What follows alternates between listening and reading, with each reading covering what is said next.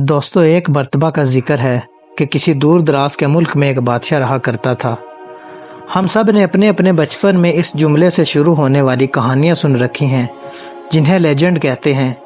اور عموماً یہ لیجنڈ یا کہانیاں بچوں کو کوئی اخلاقی سبق دینے کے لیے سنائی جاتی تھی۔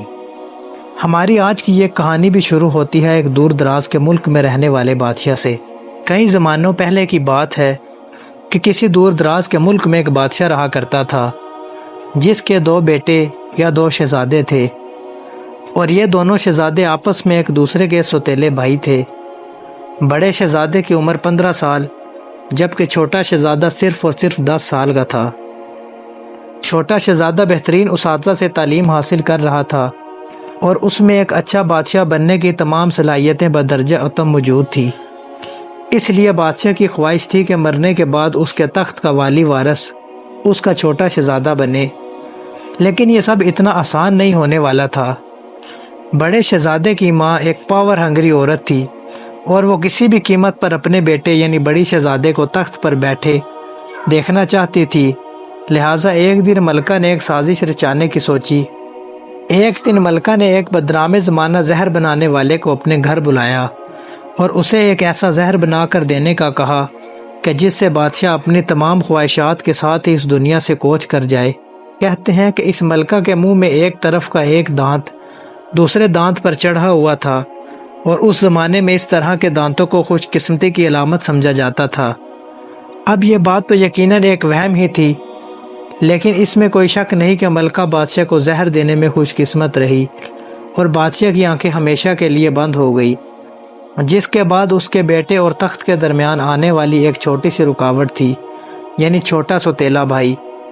کہتے ہیں کہ ایک مرتبہ دونوں شہزادے اپنے اپنے دوستوں کے ساتھ کھیل رہے تھے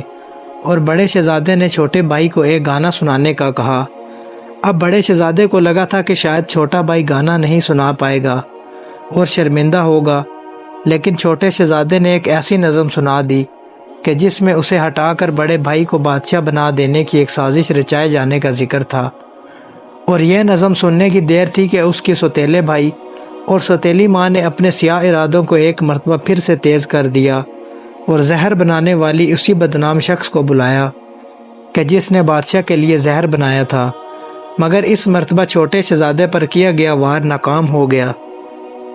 وار کے ناکام ہو جانے پر بڑا شہزادہ بہت غصہ ہوا اور اس مرتبہ زہر بنانے والوں کو اپنی آنکھوں کے سامنے زہر بنانے کا کہا۔ کئی کوششیں ہوئی، کئی بچوں پر تجربات کیے گئے، حتیٰ کہ وہ شخص ایک ایسا مکسچر بنانے میں کامیاب ہو ہی گیا کہ جو صرف بچوں پر ہی اثر کرتا تھا، اور یوں بڑے شہزادے نے فوراً اس زہر کو ہتھیار کے طور پر اپنے چھوٹے بھائی کے لیے پسند کر لیا۔ چھوٹے شہزادے کی تاج پوشی سے صرف ایک دن پہلے کی بات ہے کہ جب سارا محل اس بات کی خوشیاں منانے میں مصروف تھا کہ نیک اور عقل مند شہزادہ اب بادشاہ بننے والا ہے، اور محل کا ہر شخص جشن منانے میں مصروف ہو گیا۔ اس جشن کے لیے ایک چھوٹی سی دعوت بھی رکھی گئی جس میں محل کے ہر شخص نے شامل ہونا تھا، لیکن چونکہ سبھی لوگ جانتے تھے کہ چھوٹے شہزادے کی جان کو خطرہ ہے، اس لیے اس کی حفاظت کے لیے ہتھیاروں والے کئی محافظ مامور تھے، اور زہر سے بچانے کے لیے اس کے کھانے کو چیک کرنے والے بھی کئی ٹیسٹر اپنی اپنی ڈیوٹیوں پر متعین کھڑے تھے۔ جب چھوٹے شہزادے کے لیے گرما گرم شوربہ لایا گیا تو کھانا چکھنے والے نے پہلے کھانا چکھا اور پھر شہزادے کو بتایا کہ کھانا زہر سے تو پاک ہے